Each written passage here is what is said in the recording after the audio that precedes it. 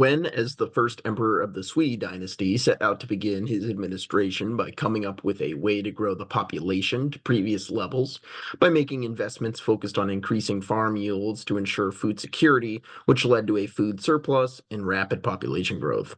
In addition to this effort, Wen worked to institute several updates to the political systems in place, starting with the system for land distribution. China, up to this point, had historically used a method of land distribution called the well field system. The field portion of the name refers to a plot of land, and well is the Chinese name for the pound sign, um, or the physical well where you draw water, and which, when superimposed onto the field, splits it into nine equal sections. The center section would be owned by the imperial government, whereas the sections surrounding it could all be privately owned. Wen looked to replace the well field system with the new equal field system. Under the equal field system, the government owns all the land but gives the people the right to use the land by assigning individual plots to them. The amount of land assigned would depend on your productive capacity for labor, meaning men would receive more land than women, and the more oxen a family had, the more corresponding farmland they would receive.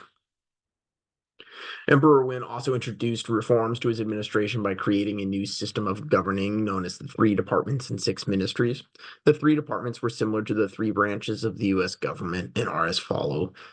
First, there is the Central Secretariat, which was a small legislature responsible for drafting laws. Second, the Chancellery, which served as an advisory council for the emperor, like the presidential cabinet in the US, and who would review the drafted laws and make recommendations to the emperor on the best courses of action. Finally, there was the Department of State Affairs, which was responsible for implementing the laws that are ultimately approved by the emperor. While the emperor remained the head of state and supreme leader, day to day administration of the empire was entrusted to his chosen grand chancellor, who would serve as the head of government. The six ministries were organizations that operated within the Department of State Affairs and included the Ministry of Personnel, which was responsible for hiring, managing, and paying all state employees. The Ministry of Revenue, responsible for managing taxes and adjusting expenditures accordingly. The Ministry of Rights, which oversaw the official registration of religious institutions and the proctoring of civil service exams. The Ministry of War, which operated the army. The Ministry of Justice, which was responsible for maintaining the court system. And finally, the Ministry of Works, which oversaw large scale infrastructure construction projects and maintenance. Emperor Wen was a strong follower of Buddhism and made efforts to increase its prevalence and place in Chinese culture. Unlike most emperors, Wen had very few concubines because he was deeply in love with his wife, Empress Dugu, and didn't like the thought of making love to someone else. Only after she passed away did he have any concubines. Even then, he limited it to just two women who he became close with within their own right, Consort Chen and Consort Kai. Wen's son Yang did not adjust well after his mother, Empress Dugu, died, and he resented his father for moving on from his mother and developed a strange infatuation with Consort Chen, which was simultaneously a feeling of hatred. One night, Emperor Wen fell seriously ill and retired to his bedroom alone to rest, leaving Consort Chen to sleep alone in her own bedroom. Yang quietly snuck into her bedroom and tried to rape her, but she managed to get away and ran to the emperor to tell him what happened. Understandably very angry, the emperor began changing his succession plans to pass up Yang in favor of his older brother Yang. It was originally planned that Yang would succeed his father, but after a strong testimony by Yang against his brother containing false accusations of treason, influenced Emperor Wen to replace Yang with Yang. Emperor Wen now believed those earlier charges to be false, and he looked to reinstate Yang into the line of succession. To stop this, Yang killed his sickly father and then murdered his own brother in 604, beginning his reign, which is remembered by the widespread construction of massive infrastructure projects. One of these first projects was to move the Sui capital from the traditional capital of Chang'an to the destroyed and deserted old capital of Luoyang. After Yang approached a sorcerer for advice on how to rule effectively and was told of a prophecy that if he rebuilt Luoyang, he would forever fall into God's good graces. Yang ordered the complete reconstruction of Luoyang, this time with an opulent imperial palace utilizing thousands of indentured citizens, while Yang passed laws setting the minimum age for conscription to be 21. Anyone 21 or older could now be conscripted for duties well outside the normal expectations of a soldier, which usually was just backbreaking labor working on one of the many infrastructure projects, with the most ambitious of these being the construction of the Grand Canal, which at 1,100 miles long is the largest canal in the world. Once opened, the Grand Canal greatly reduced food transportation costs, allowed quick passage of military units throughout the territory, and would later serve as the basis for the economic boom experienced in the following dynasty. Despite the long-term positive impacts that these infrastructure projects had on the Chinese economy, the forced conscription of common laborers and resulting poor working conditions led to widespread rebellion. Yang had been motivated to attack the Goguryeo, a Korean people from the northern portion of the Korean peninsula, to seize their land and add it to Sui possessions. Yang's military advisors were all against the invasion of Goguryeo because they believed the enemy was too strong, but Yang decided to go ahead and order the attack anyway, beginning the Goguryeo-Sui War, which would prove to be a disaster for the Sui forces, leading many soldiers to desert. After the Sui dynasty had broken promises of intermarriage with the nomadic Turks who lived north past the frontier, the Turk cavalry invaded and began ransacking cities. The angry peasants rebelled and joined the Turks in the effort to topple Emperor Yang. In desperation, Yang abandoned Luoyang and returned to his hometown of Jiangdu to live in a palace he had constructed early in his reign.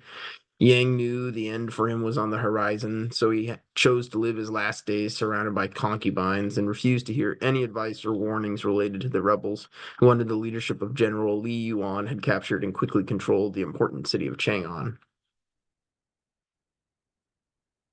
Popular rival General Li Mi led his own army to capture the capital Luoyang, but were stalled in their siege of the city by well-defended Sui forces. Li Mi had been the favorite of the rebels to be installed as a new emperor, but after he failed to take the capital, Li Yuan instead brought his army and successfully captured it, with Li Mi submitting to Li Yuan. With control of the capital in 617, Li Yuan declared Emperor Yang's grandson Gong as the new emperor. Meanwhile, down in Jiangdu, the Sui forces protecting Emperor Yang were becoming increasingly frustrated with him for refusing to do anything about the fallen capital. General Yuan Huaji then orchestrated a coup and publicly strangled Emperor Yang to death with his scarf and installed his nephew Yang Hao as the new emperor of the Sui dynasty, although this claim is not recognized as it conflicts with Gong's claim, which carried more weight because it came from Luoyang. In 618, Li Yuan executed Emperor Gong and took the throne for himself, ending the Sui dynasty and beginning the Tang dynasty, moving the capital back to Chang'an. Li Yuan gradually defeated the remaining rebels, including Yuan Huaji and his forces, and he had Yang Hao demoted to duke and then mysteriously murdered the following year. Emperor Li Yuan had three sons. His oldest son, Li Jianchang, was expected to succeed him on the throne, but there were always rumblings from various generals that they preferred his middle child, Taizong, which made Li Jianchang paranoid. He conspired with his youngest brother, Li Yuanji, to begin to ice out Taizong from exercising any power within the Tang administration. At a dinner party hosted by Li Jianchang, Taizong fell seriously ill from food poisoning and suspected it was an assassination attempt made by his brothers. Taizong would soon hear word from an ally that his brothers were, in fact, trying to kill him and were drawing up plans to send an assassination squad his way. In response, Taizong hatched a plan known as the Xuanwu Gate incident. First, Taizong wrote a letter falsely accusing his brothers of sleeping with Li Yuan's favorite concubines, and Li Yuan called all of his sons to the royal palace to get to the bottom of the matter, which is what Taizong wanted. Taizong personally knew the soldier manning the guard station at Xuanwu Gate, which led to the palace, and he bribed him to shut the gate and allow troops loyal to Taizong to ambush his brothers when they arrived. As expected, Li Jianchang and Li Yuanji were racing to the palace to clear their names. When they passed under the gate, Taizong attacked, personally shooting his brother Li Jianchang in the heart with an arrow, killing him. Li Yuanji was hit too, but he managed to ride off on his horse into some nearby woods, with Taizong in close pursuit on his own steed. Unfortunately for Taizong, he was close hanged by a low-lying branch and fell off his horse and dropped his bow. Li Yuanji unmounted from his horse and found his brother's bow and began to try to viciously strangle him with it. Thankfully, one of Taizong's soldiers had been following him, and he came to the rescue and shot a barrage of arrows at Li Yuanji, killing him. During all the commotion, Emperor Li Yuan became aware of the coup and decided to submit himself to Taizong's soldiers, retiring the throne and allowing Taizong to become emperor in 626. Li Yuan felt bad for his middle son and recognized his brothers had always conspired against him and reasoned this was probably because he was the smartest and most capable of his sons. Li Yuan was happy to have Taizong be the emperor, and the two shared a close relationship, with Taizong ordering the construction of the monumental Daming Palace for his father. Unfortunately, Li Yuan would pass away in 635 before the palace was complete. Taizong was a capable leader, and he successfully led the Tang armies to defeat the Turks in the area, solidifying Chinese control over East Asia. Taizong died in 649 and was followed by his son Gaozong. Gaozong finally saw the successful conquest of the Goguryeo kingdom in North Korea, as well as the conquest of the kingdom of Baekje, Bakshi, maybe, I don't know. One of the two powers to control South Korea, and the other being Silla, which maintained its independence. In 665, Emperor Gaozong would suffer from a series of strokes and become incapacitated, installing his wife, the notorious Wu Zetian, as his regent. Over the next decade, large swaths of territory in the west fell to the rising Tibetan Empire, with territory to the north falling to the Khitan Raiders, the ancestors of the Mongols, who began to take power following the expulsion of the Turks from the region. In the ensuing power vacuum, Tang territory in South Korea fell to the Silla, while the north was taken by the kingdom of Balhae, the successor state to the Goguryeo. Gaozong died in 683 and was followed by his son Zongzong, although at this point Wu Zetian crowned herself Empress Dowager Regent and effectively had complete control of the empire. Emperor Zongzong married Empress Wei, who began to convince him that he didn't need to have his mother control him as a regent and that he should take power for himself. Getting word of this, Wu Zetian deposed Zongzong after only 2 months of being on the throne and replaced him with his younger brother Ru Zong, demoting him to a commoner. Ru Zong was placed on permanent house arrest so Wu Zetian could have complete control, and in 690 she became emboldened and declared herself as the first female emperor, ending the Tang dynasty by deposing her son and demoting him to prince, and beginning the self-titled Wuzhou dynasty, which she believed was the rightful successor to the ancient Zhou dynasty. Wu Zetian officially promoted the religious beliefs of Buddhism and Taoism as the state religions, although they were altered to include teachings of the divineness of Empress Wu. Wu Zetian brought a return of control and normalcy, but also ruled with an iron fist, frequently purging rival factions in her own family with her secret police. Later in her reign, many of her confidants and her administration began to lose faith in her judgment as she became blindsided by lust for two younger male lovers known as the Zhang brothers.